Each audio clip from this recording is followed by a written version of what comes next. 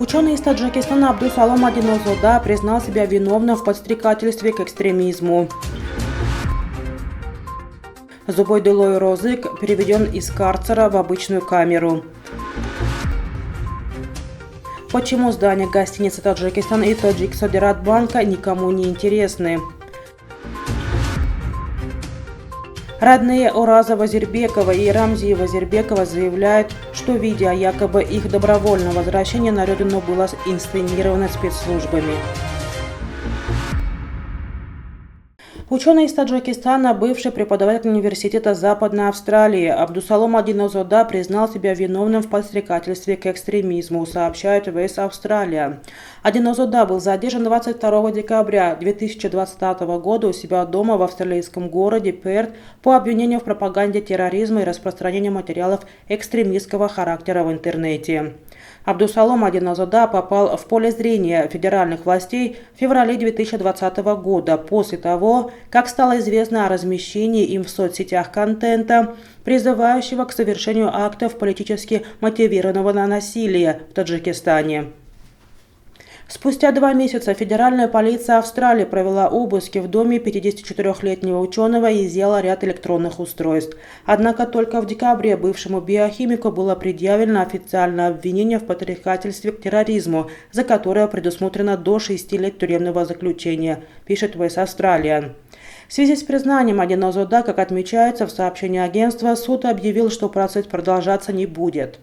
В ходе слушаний прокурора сообщили суду, что они после признания подсудимого себя виновным сняли с него 2 других обвинения, и теперь он должен предстать перед судом по 3 обвинениям, говорится в сообщении. О каких обвинениях идет речь, не сообщается. Также отмечено, что преступление ученый-биохимик совершал в период с января по март 2019 года. Приговор Абдусалому Адинозода будет вынесен в этом месяце.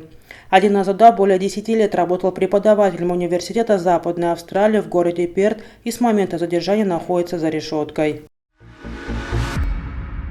Офис уполномоченного по правам человека Таджикистана сообщил, что Зубойдулой Розык, осужденный активист партии Исламского возрождения Таджикистана, переведен из карцера в обычную камеру.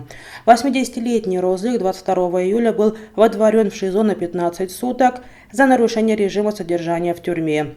Хуснидин Недоев, сотрудник Офиса уполномоченного по правам человека Таджикистана, на пресс-конференции 1 августа сообщил, что после сообщений в СМИ о водворении Зубойдулой Розыка в штрафной изолятор поговорил по телефону с начальником Вагдадской колонии.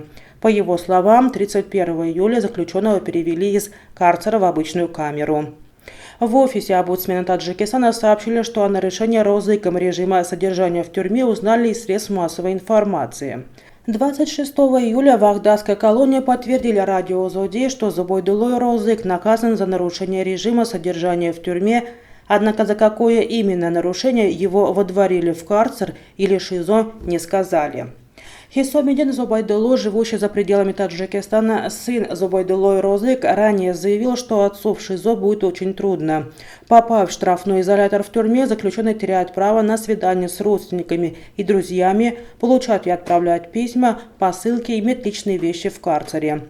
Мы не знаем, что произошло в тюрьме и почему отца водворили в штрафной изолятор. Руководство колонии причину столь сурового для пожилого человека наказания не объясняет, сказал Хисомидин Зубойдулой. Председатель Госкомитета по инвестициям и управлению госимуществом Садик Одерзада сегодня на пресс-конференции сообщил, что в первой половине 2022 года в бюджет поступили 12 миллионов 100 тысяч сомони за счет приватизации госимущества. Но к покупке здания Агроинвестбанка и Таджик Содират банка, а также гостиницы Таджикистан очень низкий интерес. В 19 аукционах продали кое-что из их имущества, но покупателям на все другое нет, отметил он. Ранее на аукционе стартовая цена главного здания Таджик Содират банка составляла около 12 миллионов долларов или 125 миллионов 265 тысяч 630 сомони, а здание гостиницы Таджикистан около 25 миллионов долларов или 225 миллионов 285 тысяч 624 сомони. О начальной стоимости главного корпуса Агроинвестбанка неизвестно. Главные здания двух известных банков и гостиница снова будут выставлены на продажу с аукциона. Если не получится их продать, то, по словам главы Госкоминвеста, здание можно сдать в аренду. 21 мая прошлого года Национальный банк Таджикистана отозвал лицензии на осуществление деятельности этих двух банков и назначил временно управляющих для продажи имущества и активов. Родные активистов памирской диаспоры в Москве Ураза Вазирбекова и Рамзи Вазирбекова заявляют, что они не планировали поехать в Таджикистан, и видео о якобы их добровольном возвращении на родину было инсценировано таджикскими силовиками. Сабрина Тамбекова, жена Ураза Вазирбекова, сообщила 1 августа, что в ночь на 29 июля муж возвращался в Москву из Екатеринбурга и исчез в здании аэропорта Домодедово.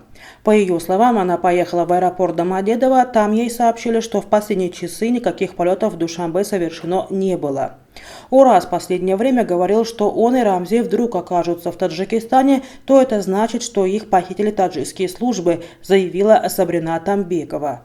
Она считает, что видео о якобы добровольном возвращении Ураза и Рамзи на родину было инсценировано таджикскими силовиками. На видео, которое было опубликовано 31 июля на YouTube-канале под названием Бехдош ТВ, человек, похожий на Ураза Вазирбекова, говорит на русском языке, что сегодня утром добровольно приехал в Таджикистан, где ему сообщили, что у следственных органов есть несколько вопросов к нему в связи с событиями в городе Харок. Он сказал, что готов ответить на все эти вопросы, если не виноват, то его отпустят и он вернется в Москву. Молодой человек рядом с ним представлялся Рамзи Вазирбековым и сказал, что подтверждает слова Ураза и что они находятся у следователей. Неизвестно, кто записал и выложил в интернет это видео продолжительностью около 2 минут. Также неизвестно, какой структурой они задержаны, было ли записано видео добровольно или под давлением. Остаются пока без ответов и другие вопросы, в чем их обвиняют, как они появились в Таджикистане, обеспечены ли адвокатом и другое.